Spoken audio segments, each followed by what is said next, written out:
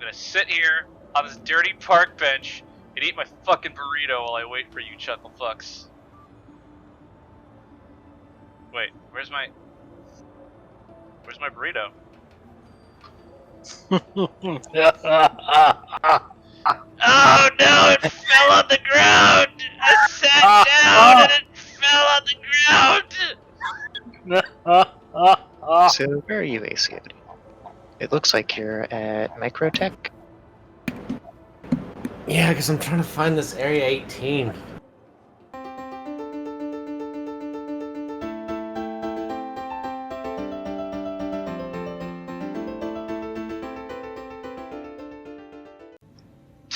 Jesus fucking Christ. Okay, that was a bad idea.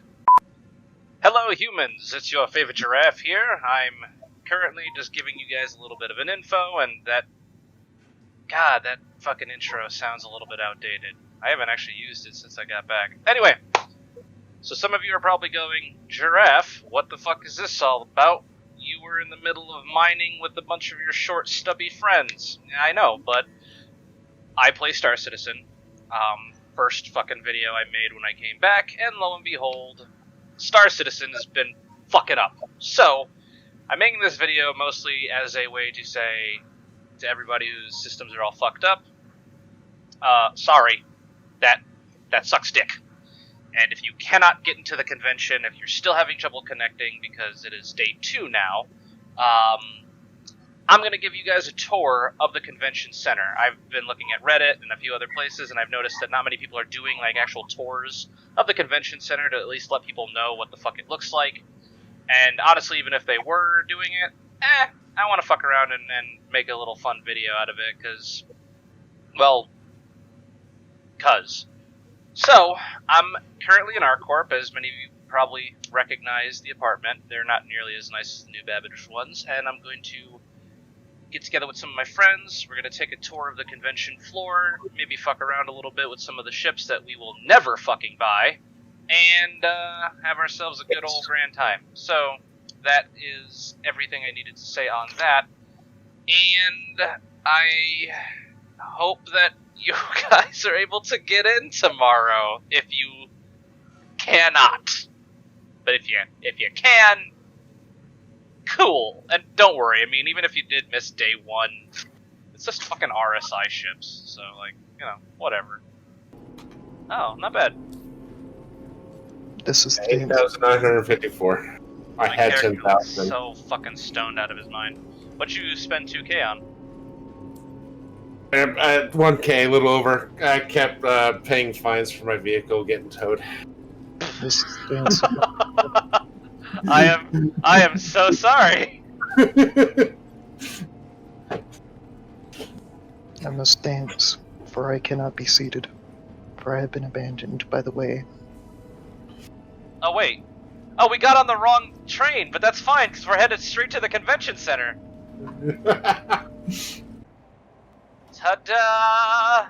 We're at the fucking convention center. The place where it's all going down. Look at that.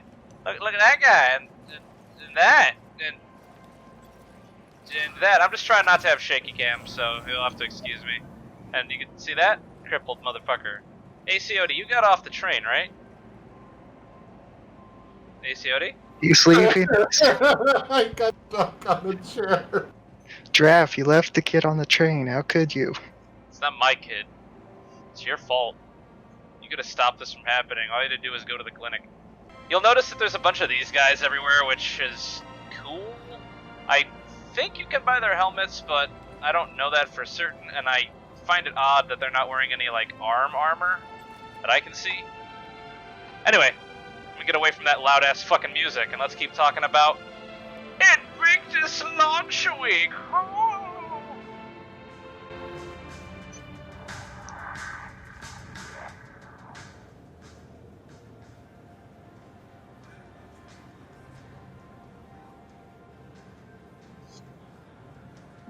I do like the aesthetic that they went with, because, like, it's so weird. I don't know, like, it's shit that's like that makes me think we're not entirely in the future. I don't feel like a spacefaring society is going to make a lot of use of hats. But I do like the fact that, like, they got everything, you know? They got the fucking mechanics, they got the fucking scientists, they got the officers, they have the fucking engineers, and then they have the pilots. And I just think that's really fucking cool that, like, they fucking make the effort to fucking, like, draw that distinction. Also, all of the fucking different companies and manufacturers have these garbage fucking outfits for sale. Fucking hats and shirts and shit. And they all look so fucking basic. Another statue of, I don't really know. Oh wait, you can stand up on this. Oh, they're reaching out to me. That's so fucking inspiring. Anyway, so Oh my goodness. it means so much to me. I really do like all these little like fucking designs though. It's so fucking like, I just love it. I mean, I like how if you come back down here, RSI has this shitty little corner where they're selling T-shirts. Well, everybody has a shitty corner selling shitty T-shirts. Exactly. I think the nicest shirts you can get are probably the Crusader. Oh fuck. They have some Invictus shit. Huh. I do like the fact, like, yeah, okay, so aside from Crusader, who honestly have, like, a nice simple design, definitely the Invictus shirts and stuff, those are the nicest ones. I guess I should check out the other fucking merchandise shit, though. I know very clearly I am not a fan of Origin, only because I never really like Origin. Misk is basic again, but look at Origin. I don't know, something about it just screams a level of laziness that I fucking despise.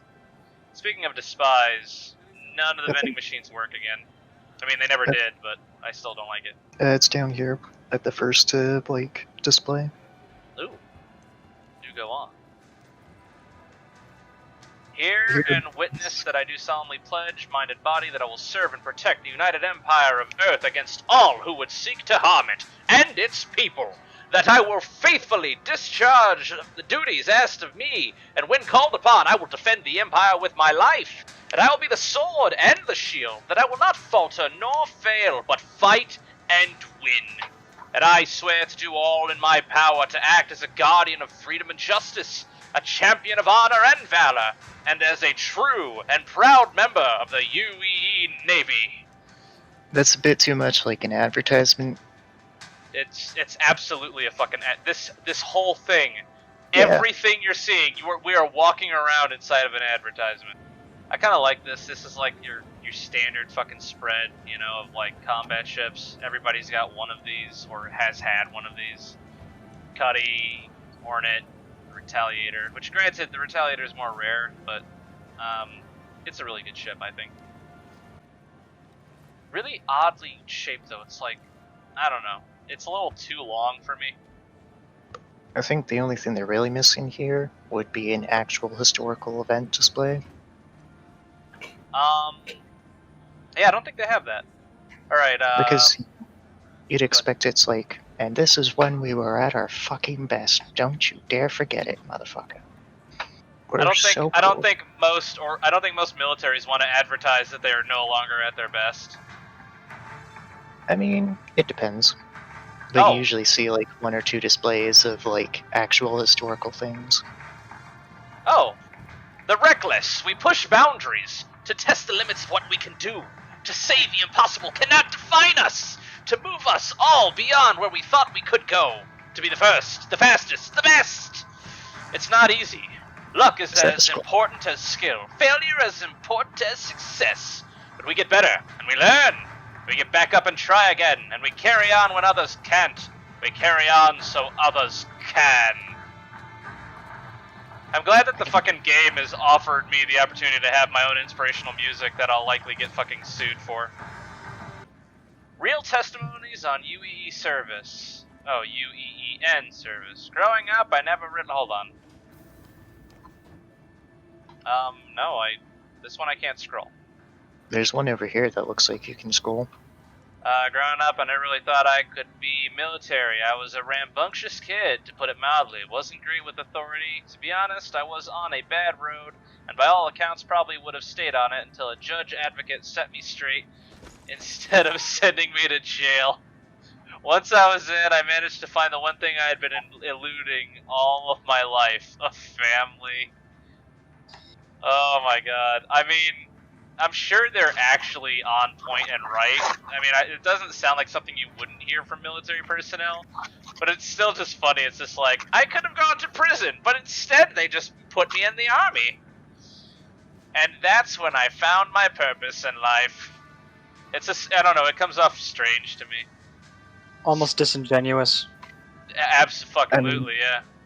They could have executed me for high treason, but they just put me in the army instead. Where I did everything right and never stepped out of line again.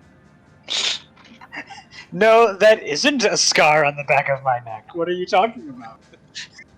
I am That's saying where this that's where my drill sergeant stabbed me during a knife exercise, because I was getting out of line. But Good no, I mean, but I soldiers. didn't get out of line. Fuck. Okay, hold Good on. soldiers follow orders. Good Real- soldiers follow orders. Okay. Starman, UES Drago. To me, it was never really a choice. Just really yeah. making it obvious. I know, okay. To me, it was never really a choice. I know a lot of people grapple with the decision, but honestly, it never crossed my mind. I mean, both my parents got their citizenship from military service, so maybe that was a factor. There was a moment, though, when I touched down on the tarmac, I was suddenly seized with this fear that I wasn't going to be able to make the cut. Okay. That was the scariest thing to me. Being afraid that I was going to let down my parents and all the people who proudly wore the uniform before me. Thankfully, the Navy isn't about me. My brothers and sisters built me up and made me the starman that I am today. God. That's so, like it just screams bullshit to me. Alright. Friends and family of new recruits, your loved one has just taken the first step towards a proud life in naval service. Why is this here?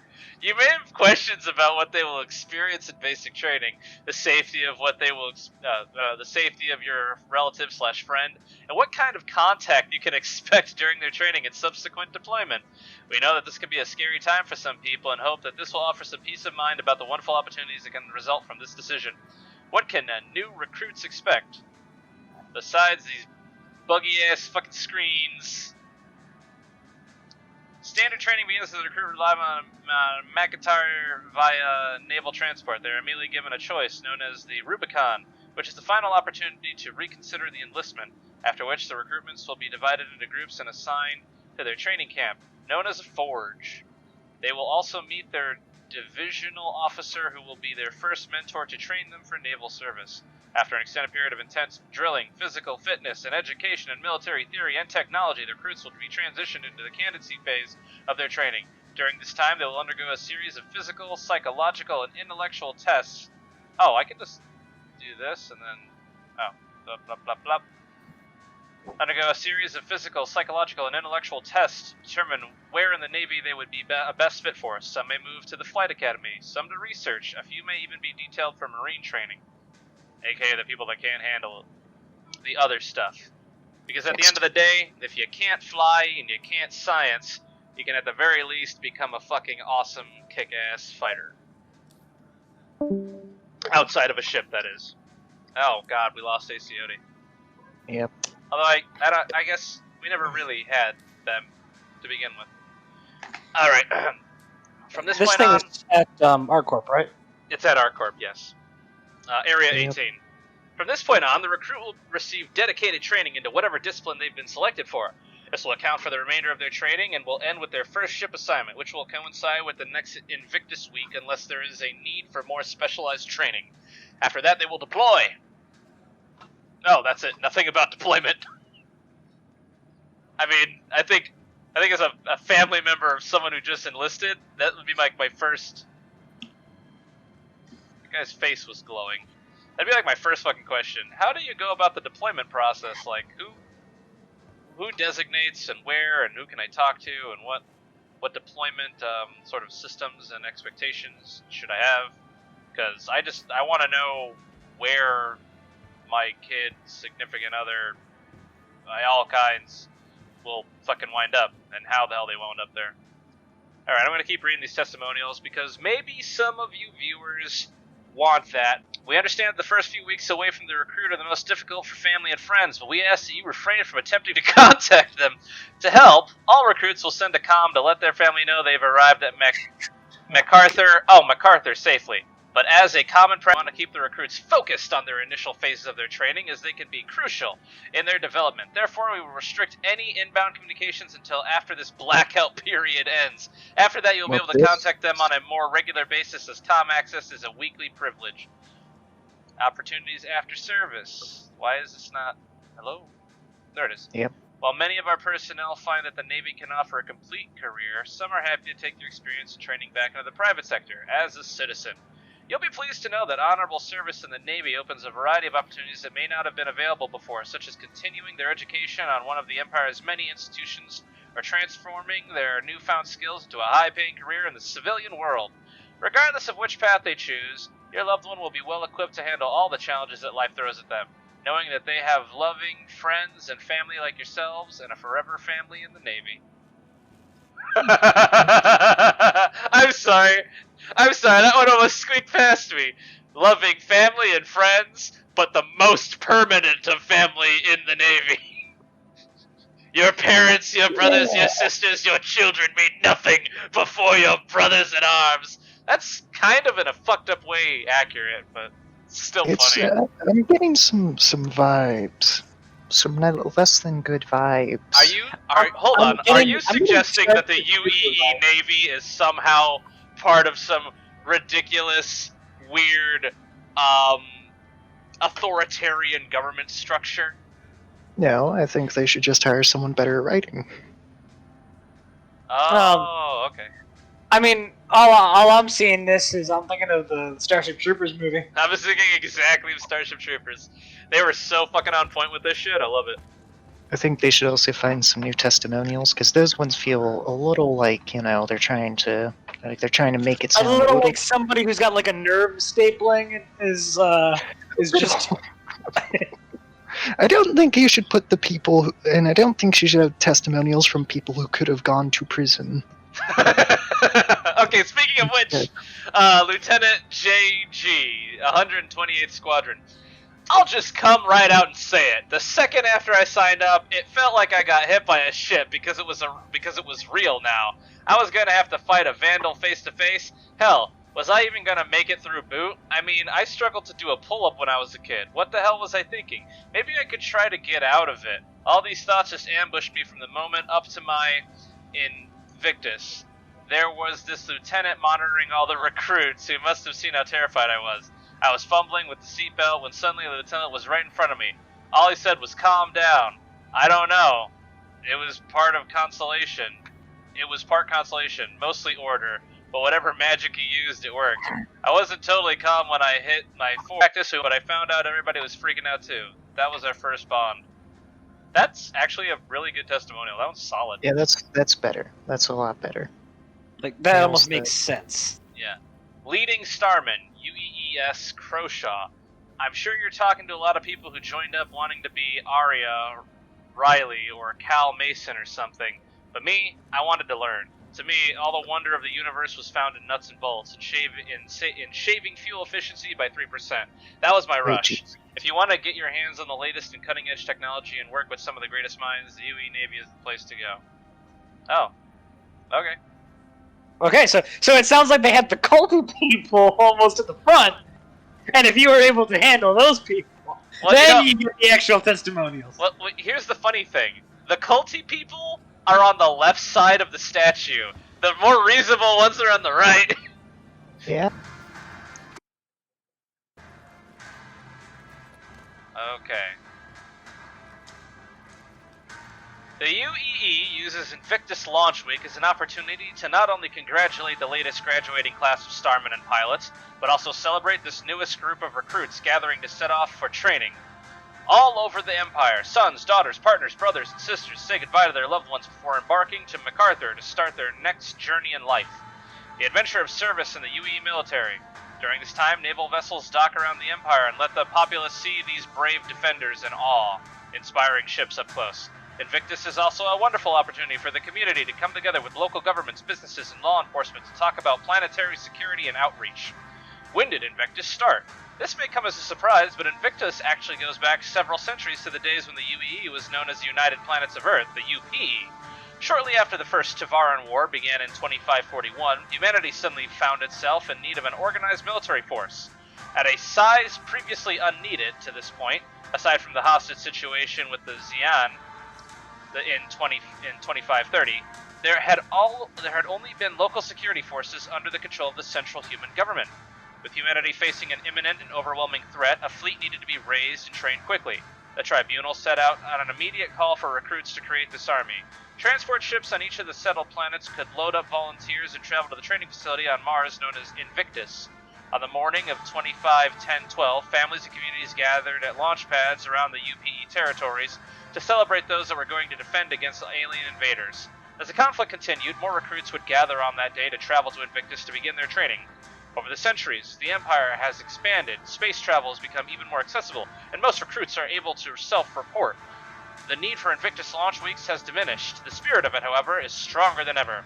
Invictus is a time to celebrate each other, to celebrate the bravery, duty, and commitment to the goals that define humanity at its finest. Welcome to Invictus 2950. Quality. Quality shit. Is when people left. And now we celebrate when people left. Humans, we're going to be going out through the fucking convention floor. I'm going to show you everything around, specifically the ship floor. And right when you step out, those goddamn fucking rich assholes at Origin just had to get this. The central pad. It only has one ship to showcase. RSI is way back there with everything else, but man, oh man, Origin needed that fucking central pad. I'm not a fan of Origin. RSI also has miniatures over on the side. I mean, they have things everywhere. I'm gonna go ahead and... Oh. I can feed my Warhammer addiction. Let's go, boys. God. Alright, now, for anyone who's not seen the inside of a 300i, I'm just gonna show you really quick. There it is. Aha!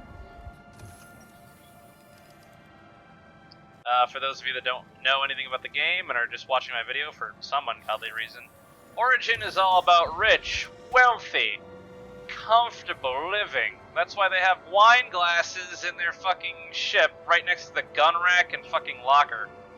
You have a nice little sink here, a little nice fridge, and the fridge does work. And you can also buy fucking food makers and radios and shit. That little monitor there actually does work, and at some point I'm sure it'll become like an entertainment console so you can lay in bed and watch it. And because why the hell wouldn't you have one? Das a toilet. Ironically, there's no shower in here, but I guess it's not really necessary, but I was just surprised there was no added shower option. For those of you that are not familiar with Origin, they were the first ones to also get like detailed modularity and customization into their ships. So you can actually like get this colored in like a fucking wood paneling. You can get like a really nice looking chair. You can even change the fucking throttle and like fucking control system. And it's all just looks and aesthetic. But well, I mean, there are some packages that allow you to have different starting equipment and guns. This is true. Yes, but those actually do matter. But you can also change those in-game by just spending in-game credits. Wait, what? This is true. Wait, I just wanted to point out that it is not purely cosmetic. There are some in-game value to them, but...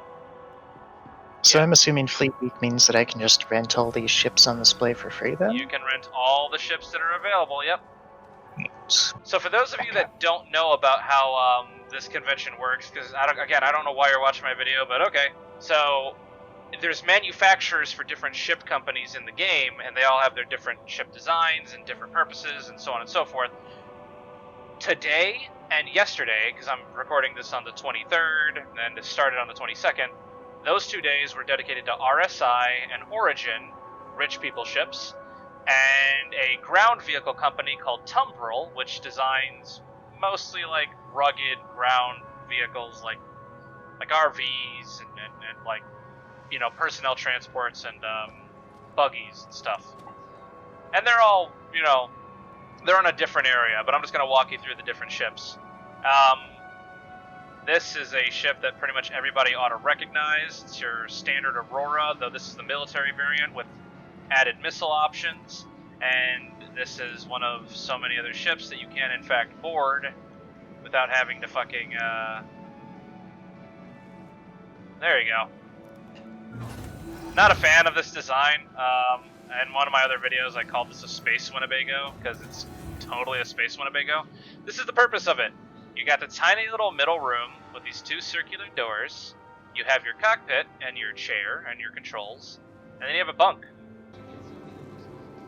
You can actually get into the bunk, lay down, and if you actually had this ship out and it wasn't like a rentable on a fucking convention floor, you would be able to log out in this bunk and more or less log out of the game. And when you log back in, you'll be in this bunk, in the ship, in space, wherever the fuck you were last time you logged out.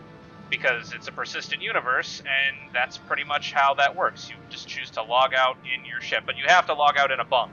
So if your ship doesn't have a bunk, you don't have that functionality. I don't know why I'm walking through the fucking basics and tutorial level shit for people, but fuck it. I don't know who else is going to be watching this video, so excuse me, everyone who just came here to see the Fleet Week shit, because you can't, because RSI pooped the bed.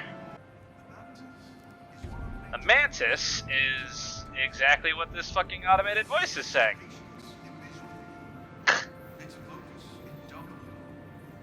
Alright, the Mantis is your interesting policing vehicle. What it does is, first off, it has a toilet, it has a fucking bunk, I'm pretty sure it's a kitchenette little station. All cool shit. And you have this nice little open space here where you can fuck with your components and the interiors of the ship. But what's really important about the Mantis is the Mantis has the ability to disable other ships' quantum drives using an interdiction drive system. And the way that works is, yeah, fucking sit down in your chair. None of the screens work, as I'm sure many of you are probably aware of. But, okay, yeah, there's nothing else I can do. So here we go. This is the interdiction drive. Now the way it works is it spins all these fucking coils around really, really fast and they glow red, and then eventually they give out a big old EMP burst. And everything within, like a couple thousand meters, or whatever fucking general large-scale space measurement the game uses. I don't keep track of that, I don't pay attention, I just look at numbers. Anything within a certain range will not be able to quantum in or out, and if it quantums in, it will get yanked out of quantum and have its quantum drive disabled for I don't know, a couple minutes. I don't know the exact extent of time. I know that I've been interdicted and yanked out of quantum and had to fly for like 5 fucking minutes in a straight line because the quantum interdiction field was so fucking big. But I can't tell you like any specific shit because one, I don't own a Mantis, and two, I don't really care. Oh, I can just, oh, there you go. That's closed. And yeah, that's the Mantis for you. It's a very nice, sleek looking ship. Obviously when the landing gear is up, I don't know why, I just think of it as like the fucking a crab, because this looks like a crab to me. And now I'm sure you see the crab. And now you'll never not see the crab. And I've done my part. Also, the fucking Connies look like lobsters by some ridiculous stretch of correlation. So this is a Constellation. I don't like this ship. I'm going to give you a very quick and short little understanding, but I am only going to show you specific parts of each one because they're all more or less uniform. So let's get this shit over with.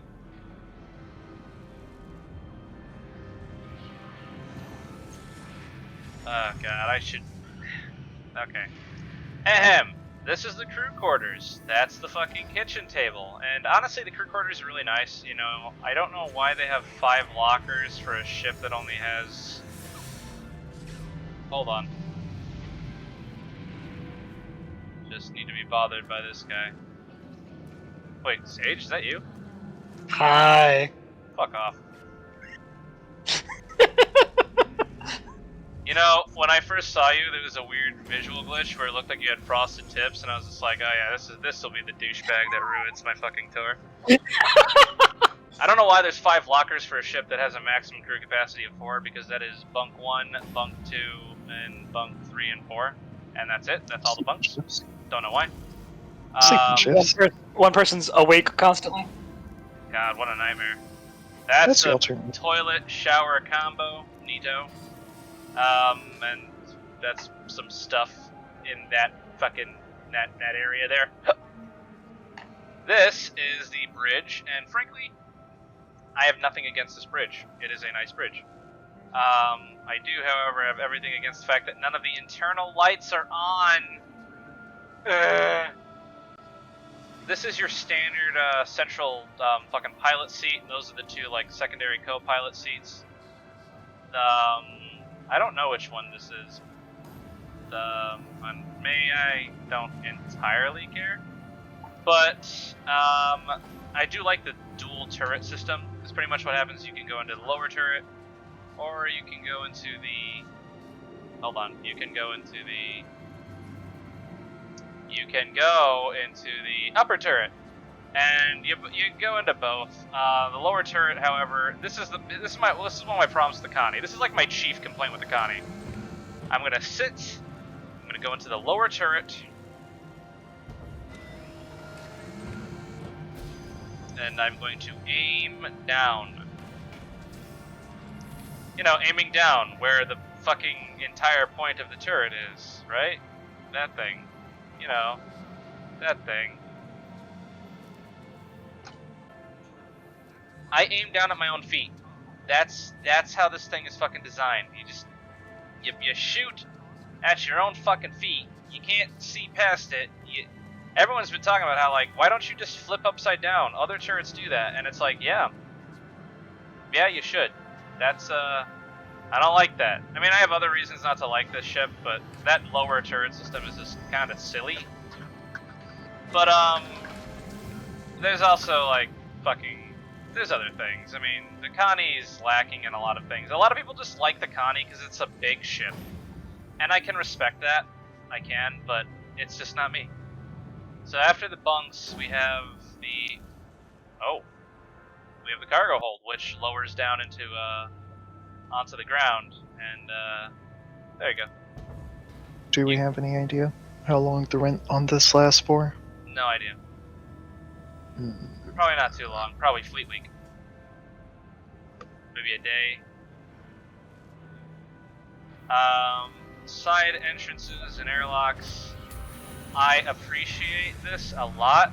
Although if you look, it vents out the entire fucking thing. Oh, okay. I know which fucking Connie this is. This is the missile rack Connie. Not a bad Connie. A lot of missiles. I can appreciate that. And then, you know, there's a lot of... God damn it, the lighting. Anyway, there's a back entrance here. This is further engineering. You can't see most of it. I don't want to fucking go to a headlamp because that's just so jarring, and I don't care enough about the Connie to go into grander detail. This is a fighter. It docks here, and it currently is not functional. It's just something that they have set up because it's like, oh yeah, look at this. You get a Connie, it'll come with its own little snub fighter, and the specific fighter is the, not Archimedes. What is this? Isn't it just the Merlin? Merlin, that's the one. Thank you. Also, the Connie won't let me leave. Ugh, freedom. Okay, yeah, that's the Merlin. It's your standard combat snub fighter. There's an Archimedes, which is a faster, sort of race-oriented version, which I'm a fan of. I like it a lot. But the grandest thing that the Connie can do is it has this nice little fucking cargo bay system that just drops down, which is super fucking useful. if you wanted to, like, you know, put vehicles and something on the ship. Most other ships have some trouble getting vehicles on board, but not the Connie. So, credit where credit is due. Still, it doesn't make up for it. I don't think it has enough combat capabilities, the firepower, the kind of faulty lower turret. The forward-facing weapons aren't even that good, in my opinion. So all the impassioned Connie fans out there that are gonna fucking lynch me. Okay, you know, just do what you gotta do, man. Doesn't change the fact that you're wrong, but do what you gotta do. This is the Phoenix. Everything is the same. Check it out. The same. The same. Everything is... Oh, wait, right, no, it's not the same. This is a luxury ship. This is a luxury ship with 3 additional rooms meant to transport people in nice, comfortable settings. I can appreciate what they were aiming for, even though this could have totally been another room, but instead they went for like a fucking business seating area, even though it's like, yeah, this is why you got on this fucking spaceship, so you can sit next to each other cramped, like, granted, first class, but still first class on a fucking airplane. I don't see the point. You control gravity on this thing, why the hell are you sitting here? And then it's got a bar, and it's got a nice little fucking conference table. I have one issue with that, which is, I like the concept, but where the fuck is the little kitchenette? Because it's like, this is supposed to be a luxury cruise liner, but you don't have food outside of like prepackaged shit. That's a hot tub, which is, oh, so incredibly fucking necessary. I mean, who the fuck would travel without a hot tub? Also, interesting tidbit that no one seems to have noticed. Oh. Bedroom, conference table, bar, unnecessarily cramped and shitty seating arrangement. Bedroom. Where is the toilet? Where is the toilet? Yeah, I don't know. There's no additional toilets. You have to go into the crew quarters to use the one toilet. That's fucking luxury right there. And the snub fighter back here is not the Merlin. This is actually the fucking Archimedes, and you can tell because there you go. You can tell because the seating here looks a little bit different. It's orange, and I guess orange. Well, it's leather. It's leather instead of whatever composite junk the Merlin has. And so it's like, this seat is more comfortable. Clearly, this is the luxury racing version. And that's it. Everything else is the same. It's yeah. You also still have cargo space. I want to let people know that. It's right here. It's beneath the fucking bar in this nice, cramped little space. And frankly, I respect the fuck out of that. You still have cargo. You still have your luxury. I'm not a fan of the design of the luxury, but at the very least, they made that work. And I gotta fucking, you know, I gotta give them points for that. But nonetheless, I don't know. It's like, I just feel like it's unnecessary. There's so much other luxury ships. I guess it's just like, it's luxury, but on a discount. And that sounds super sad, but it's true. It's luxury on a discount, so. Constellation Phoenix, luxury on a discount. There's nothing really different between this Connie and the others, so just assume that this Connie and that Connie are the same, because they are. Explore any distant horizons. The Constellation Aquila features a redesigned cockpit for maximum visibility, advanced sensors, and an onboard Ursa Rover for planetary exploration. Fine, I will explain. Yes, this is the Aquila. Notice how the front of that constellation and that constellation are all squared off and weird, pointy looking. This one's rounded and wide because it's offering greater visibility. There is a lower bottom turret that you can control. I think. Pretty sure there is. And then there is a top satellite array that you... top radar array that you can control. So this thing loses a gun, it's got a different bridge, and I think it does come stock with a car and the snub fighter, which makes it... I think they removed the snub. They did? Hold on. Man, I know I'm in nothing the back about room. this. You guys should be listening to Capange's explanation of this. And no, the snub's right there. It is a Merlin. I'm in the back room. I'm trying to figure out. What? Oh yeah, there it is. Yeah, I can see it from the outside. I'm now gonna go into this fucking info section. It's super dark. The lighting in this conference center sucks dick. I don't understand. Why is everything so dark? Come look at our new nice shit. But you have to squint your eyes and bring a flashlight because everything's so fucking dark. I went to the PNE once, and you know, the army had like a little display APC, and you could go in and look around. And they didn't have the lights off, I can tell you that much. Alright. I could actually see what I was fucking doing. Now, this is a ship that was available yesterday for all of an hour. This is the Polaris. It is a Corvette-class ship that, astonishingly, I know this is gonna freak some people out, is a capital-class ship, and therefore sold out ridiculously quickly, but it's still in design phase, it's still being built. So everybody bought them. It was like $600 for one of them. And here's the thing. I'm going to read the info dump, but as a player, I will tell you, people want this ship because it has a very big fucking cargo hold that can very easily be repurposed into a pocket carrier, which is a ship that has enough room in its cargo hold to hold small ships. So if this thing comes into sector, it could release like around 4 smaller, fighters that will then support it in bringing your ass to fucking desolation. It's got that turret up top, it's got that lower turret down bottom, it's got the 2 side turrets as well. I'm sure it has its own, actual pilot-controlled weapons, but we don't know what the inside of the Polaris is going to look like. We only know about the images of the cargo hold during its design, and it looks super cool. It's like a full fucking hangar. It's big. It's a big old ship. Here we go. One of the newest capital ships serving in the fleet, the Polaris-class Corvette. I don't know why it was all fucking... Oh, is that why? Because that stupid fucking effect there? Okay. Newest capital ship serving in the fleet. The Polaris-class Corvette entered service in 2946 and has already made a big impact on the Empire. Thanks to the vessel's well-balanced mix of power and speed, it has enhanced the Naval's overall effectiveness in a wide variety of scenarios, from delivering humanitarian aid to tactical operations.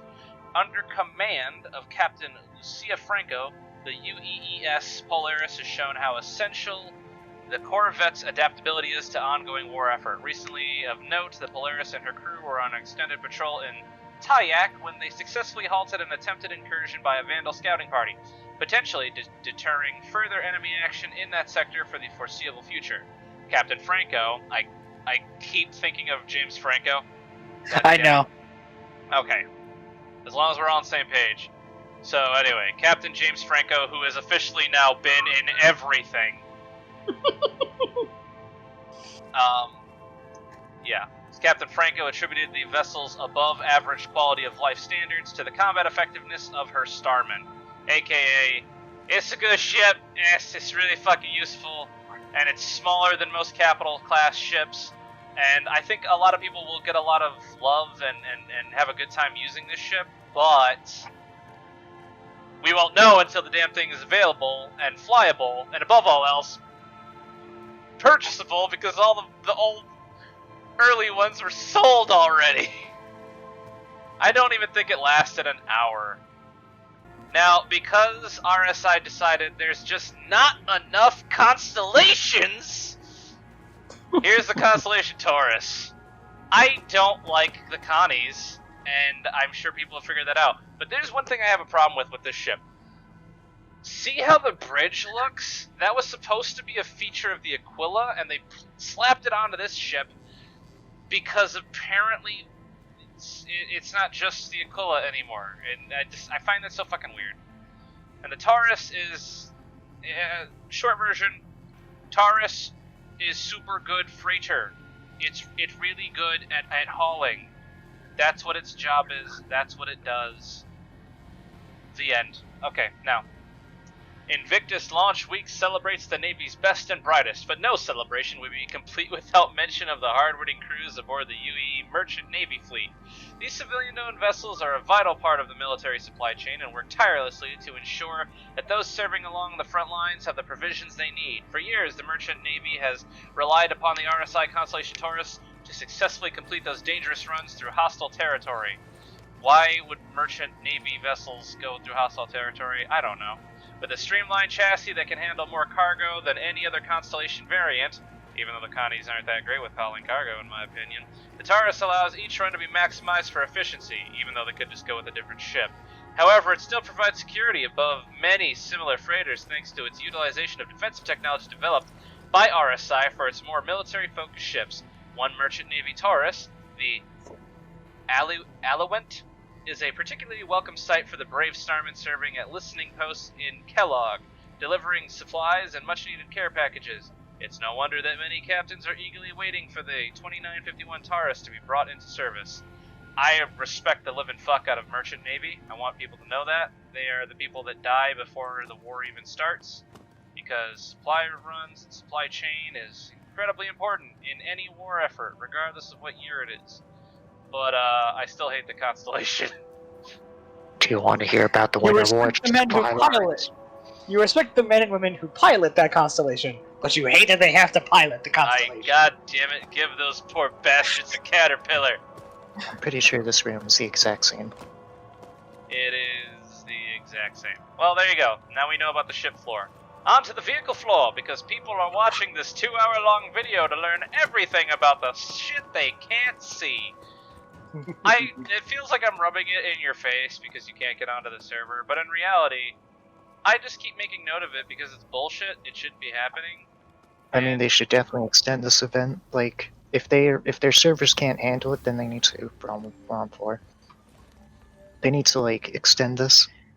They do, absolutely. And if they can't get the servers working, then just have it go for like a month or something. No, yeah, and like, they fucked up, and there's still some people that haven't been able to get in, and it sucks, because, you know, people were eagerly awaiting this event, and it's like, it's stupid that, like, that certain people can't get into it. I had to rebind my key to another I'd key say on my nice add attention outfit, Sage, but your fucking haircut is clearly not regulation. I had to fix. You look like a 12-year-old boy in the 90s. You're about to get on your skateboard and try to win over Stacey Stevenson's fucking heart. You press the button, the interaction button, and then right click with it. Alright. So right click to go. Right I wanna point this out. Anvil is not being showcased yet. I think they're tomorrow. Anvil is tomorrow, but for some fucking reason, the fucking Ballista is being showcased today. Now, to explain what the Ballista is actually a painfully simple thing. This is an AA truck. It's... Okay, also that advertisement, your targets will never know what to hit them. That's a fucking bullshit lie. The ballistics range is incredibly minimal when compared to spaceships! The thing that's all over the game! The range of the fucking missiles on the ballista is nothing compared to ships. Anyway, and thank you to that random person who's fucking around with the missiles. I mean, it is cool to see them rotating like that. Can we close the door? I think so. Oh. There it is. I just appreciate that. Like, this thing is rugged, this thing is tough, this thing has wheels that are clearly drawn by a 2-year-old, but the whole thing is just... it works. And I just wish that they would extend the range of the missiles, because that's like the only way to really justify having this thing. Other than that, though, it is a cool car. They will totally know what the fuck hit them. Just shut the fuck up, voice man. Fuck. Rise above. Anyway, now to get a little bit of a image on the interior. Wop. the interior, outside of being the darkest place in the known universe, is also... Good fucking god. Alright, I'm gonna put on a fucking helmet just so people can see this shit. And What the flashlight. fuck? Hi, Sage! Let me out. Hello, troubled youth! Perhaps you would like to turn your back on your skinhead ways! Join the military! Okay. So, the interior of the ballista is pretty much broken down into... ooh, these cool little buttons. It's broken down into... This is the gunner chair, which controls top-mounted turret. And then this is a gun rack, which is just there for being a gun rack. That doesn't do anything to my knowledge. Secure catch before moving. Secure... I think these are lockers. I think they're lockers, but I don't know. And then finally the chair. You drive and you control the missiles. At least as far as I know. I will say that it's weird knowing that it's like, oh yes, this is what does the whole spiel. Actually, I don't think this controls the, I don't think the... Yeah, now I think about it, no. I don't think it can actually control the weapon systems. Gunner seat is back here. Right, but does it control the turret and the missiles? I don't even know if it controls the missiles. It's not... I don't have any kind of real HUD other than... I was like, I'm not seeing any way to raise myself up or... Ah, there we go. Enter remote turret. Oh, wait, hold on. Exit. Enter remote turret. There it is. It's so weird, like, I guess the remote turret is under the control of the driver, and the missile turret is under the control of the gunner, because, like, I can't move this around, but it's very clearly at the top of the truck as opposed to the rear. So, yeah, the driver controls the defense turret, which is weird to me, but hey, you know, whatever. I mean, I guess this thing is meant to park and then do its job, so, you know, okay, cool. I can fuck with that. Now this is something I really want to check out, because I would love a rover, because I run around with these chuckle fucks all the damn time, and of course, you know, you need to make room for all of them, because duh, that wasn't obvious. Though I do hate how it's angled like this. Oh, there you go, it has its own gravity. Well, I guess. We got 1, 2, 3, 4 seats in the back, which is nice. Gun rack, I believe. Oh wait, no. Component hardware access. Okay. That's a locker. Ooh, that's a nice fucking locker. And then these modules, which I assume are something or other. And then a dual driver seat. So you can have a total of 6 people rolling around inside of the Rover, which is just all kinds of neat and... Hey, Also, it has a turret, I'm presumably hanging up accessible now. by the pilot, by the secondary driver.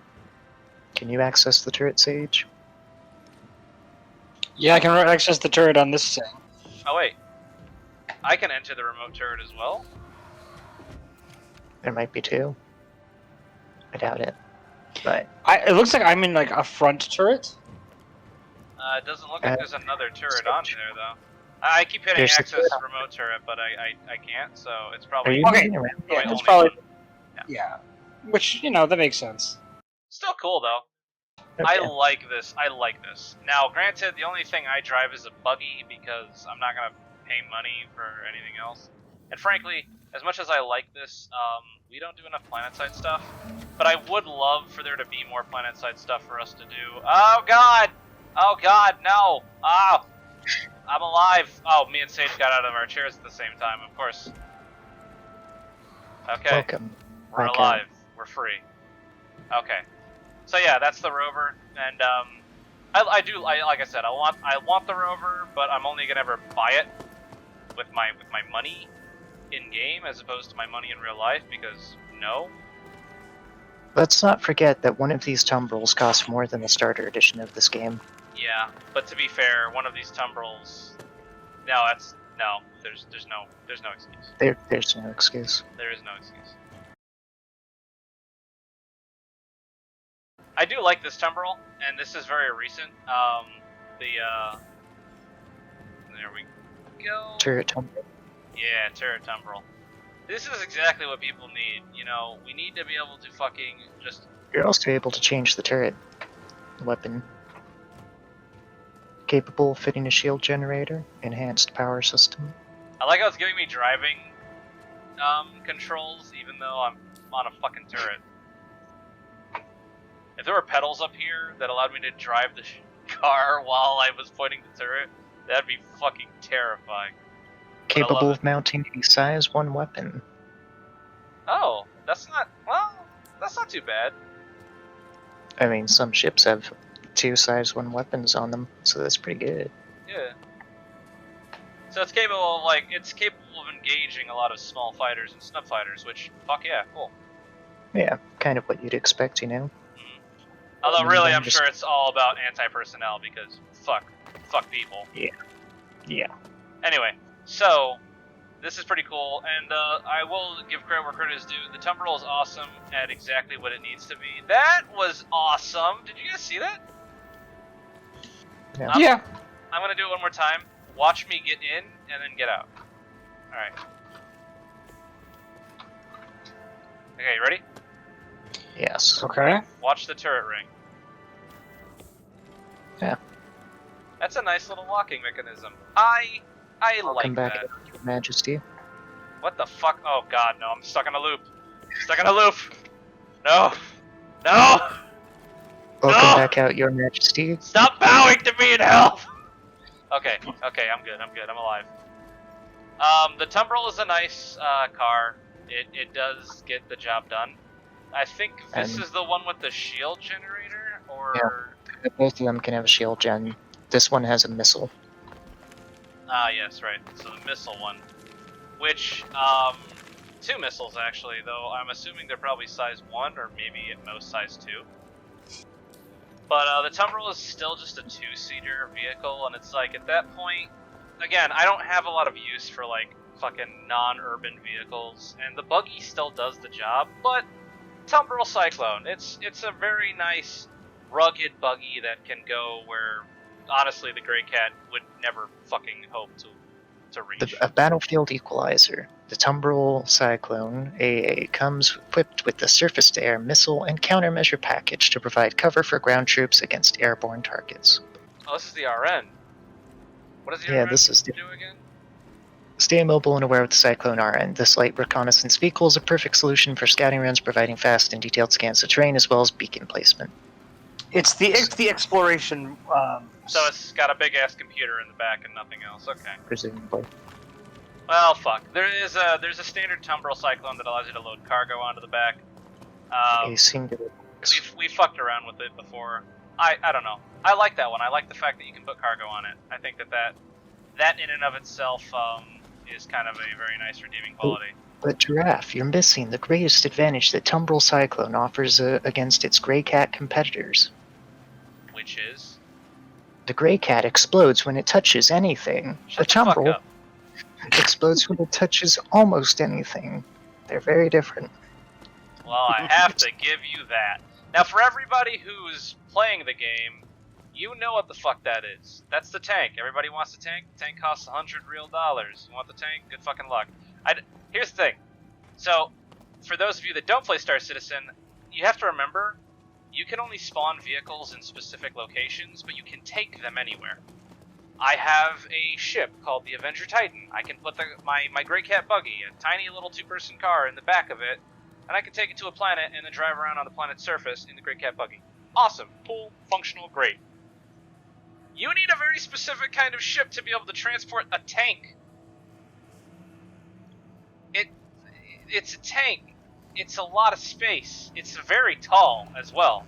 I feel like people seem like they kind of choose to undercut how tall the tank is. It's not going to fit most places. In fact, there is something called the, not Starfarer, what is it? The Hercules.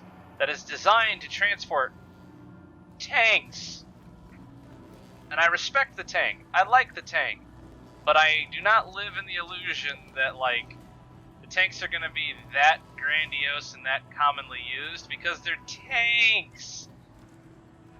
Anyway, I'll read up on the tank in a second. Now here's the other one, and this is one I don't like.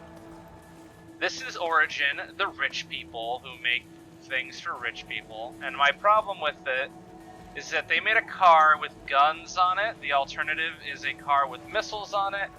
Origin Jump Works G12A. While larger vehicles like the Tumbril, Nova, and Anvil Balista may be better known for their military might, the UAE deploys thousands of smaller tactical vehicles in defense of the Empire, more easily transported to provide greater mission flexibility. These rovers and gravlebs often allow tactical responsiveness to a wider variety of terrain and scenarios. When atmospheric conditions become hostile and can impede flight, having a varied motor pool at your disposal can make all the difference.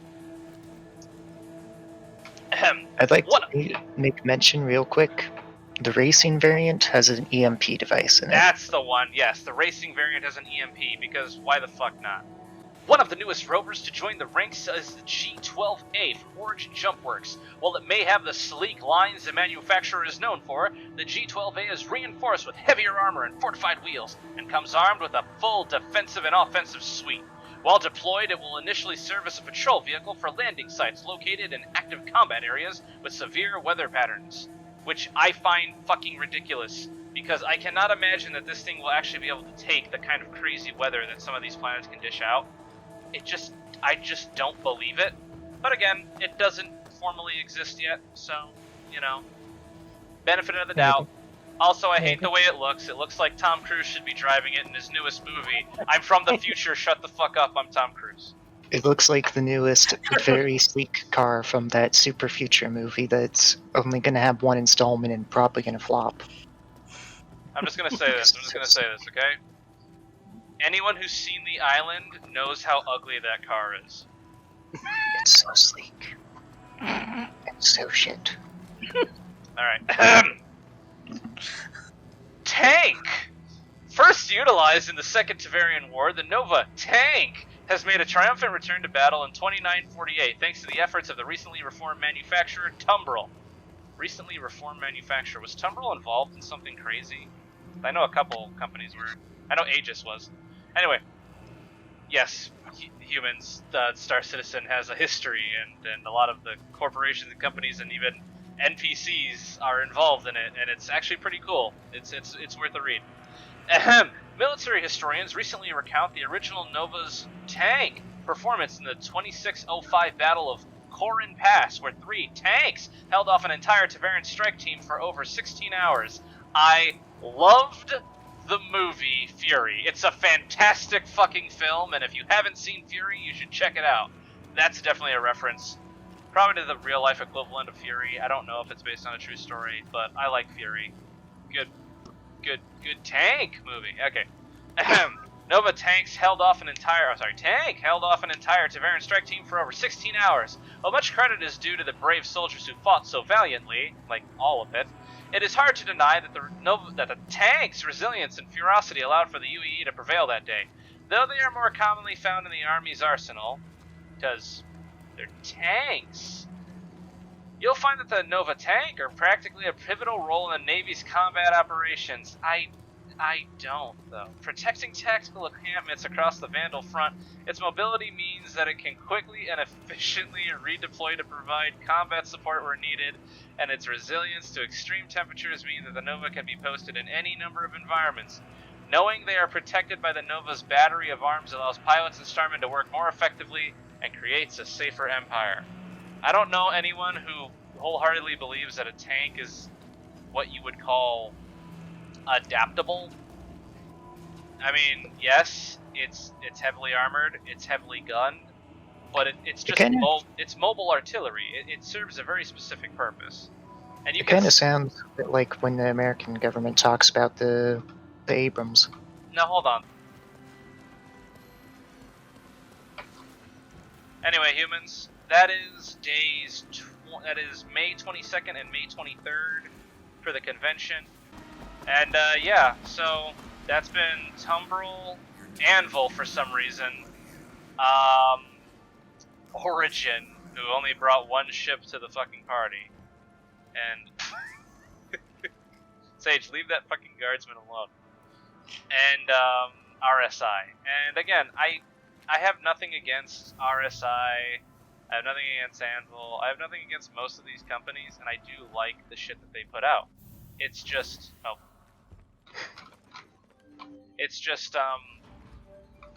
I think one thing that I do have a gripe for, especially with this, is on top of how they handled the server, because like they should have been more prepared for it. Everyone's been saying this, and I agree. You were going to start this crazy big event. You got all this other stuff prepped, but you just weren't ready to handle the server needs, and it's like that's really fucking silly. That's something that should never be an issue for something. Especially because you know, by like a day, you know. Oh yeah, when they announced it, I mean, they announced it what, fucking like 4 days before it happened. That's what it seemed like to me. So yeah, this is the first manufacture day of Invictus. I'm not going to showcase these areas anymore, but I will showcase any new stuff that comes around. And I can't buy water. Balls. Okay, but I do think that this event was really cool. I'm happy that we're doing it. It's little immersive stuff like this that makes people fall in love with Star Citizen. And even if you don't play the game, or even if you think that it's a scam, just remember, regardless of what the opinion is, they do shit like this. And yeah, they fuck up a lot, though granted most game devs do. At the very least, there's clearly a level of passion here, outside of fucking Origin Jumpworks, for sure. What is this? What is what? What is this guy doing? All the other ones are like standing at attention, looking all cool. The soldier officer man, he's like hand behind his back, and this guy is just like, "Hey guys, I'm here. Thumbs up." He's a. Are you? You don't know who that? You don't know what that is? Let me up. Let me up. He's one of the fucking mechanics that helped launch the ships. Yeah, but I mean, even still, it's kind of like, why is he like lying on the ground? Because that's what they lean down, they give hand signals to the pilots because there could be issues with visibility, so you have a guy in an orange jumpsuit who can very clearly decide when it's ready to launch the next ship in the quickest, most effective, and most efficient manner. And that guy's job is very important.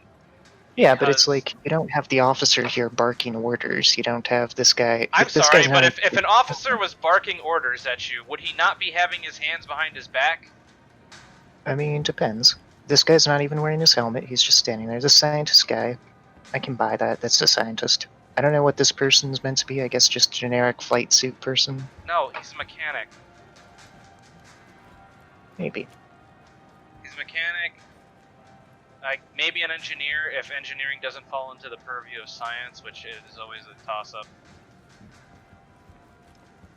Anyway, so Capane's weird fucking complaints about fucking military personnel aside. So yeah, guys, that's been, you know, the first part of Fleet Week. I will keep making these videos for the other parts only because I do. Oh, fuck. Oh. We lost him. Sweet. Woo! Freedom! You realize you're gonna be stuck there for like another 2.5 minutes, right? No. Another one's arriving in 50 seconds. Yeah, sure it is. It says so. These trains are always on time. Anyway, so yeah, that's the first part of Fleet Week. I hope that the servers get sorted and people can actually come and attend the other days. But whether or not they do, I've already made the decision that I'm going to try my best to get these videos out as much as possible. Because, I don't know. I think that this event is cool, and I like talking about it and showcasing it. This will obviously be the longest one since I had to show everything. Well, remember to rate the video, comment the video, like or dislike, however you feel, and I will see you guys come in my next video. Blah, blah, blah. And I will be posting the rest of Deep Rock Galactic. I know most people don't seem to have an interest in it, but, you know, I'm trying to keep up with my fucking... I That guy had a weird fucking helmet. I'm just trying to keep up with my posting schedule, and I'm feeling very proud of like my accomplishments. You know, I'm almost a month in of posting regularly. Yay me! But after the Fleet Week thing is done, I'll get the rest of the Deep Rocks shit out, and I might even post some of it during. Who knows? So that's it. This has been your favorite giraffe. Signing out. Peace. Yeah, I'm looking at the very first one. Their expansion. Yeah, I completely understand what you're saying. Yeah, that's Earth, all right. Yep. Terra abstains from participating in Invictus in protest of Imperator Livia Messer the Third. The Thirds? I don't think that's how they should have done thirds, but whatever. Increasingly pro-military agenda. Senator SN Kurian speaks at the event. You guys should come to the plaza. Go There's to the an Chinese event website. going on 5 here in seconds. the plaza. You guys should see. It's really cool too.